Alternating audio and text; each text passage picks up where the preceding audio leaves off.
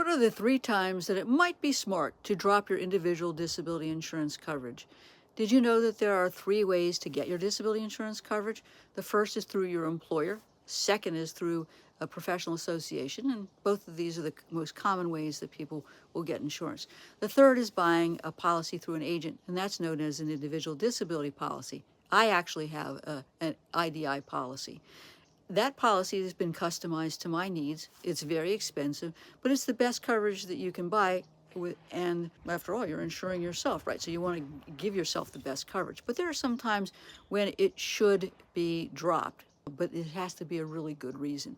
I never suggest that people drop these coverages since the premium amount is small compared to the premiums paid when you have an ERISA disability policy, but that may not be the case in an IDI policy. So what are the 3 circumstances in which it might be appropriate to drop the coverage? Number 1, you have won the lotto and become financially independent, and you can support yourself and your family in the style in which they become accustomed if you became disabled.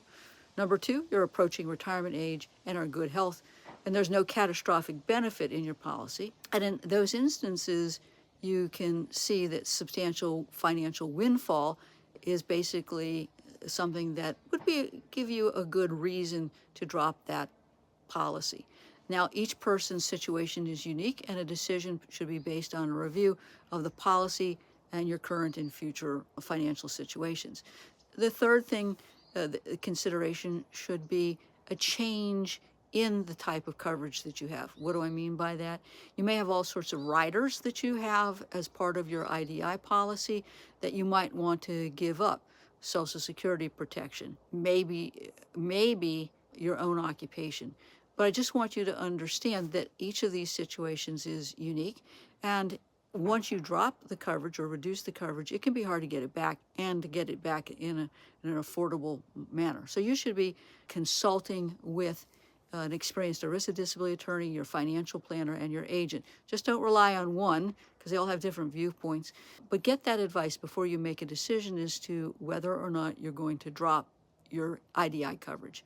Call me at 727-894-3188 if you have any questions about your IDI policy or your right to those benefits, how to file a claim, or how to deal with a wrongful denial. We can help you regardless of where you live in the United States.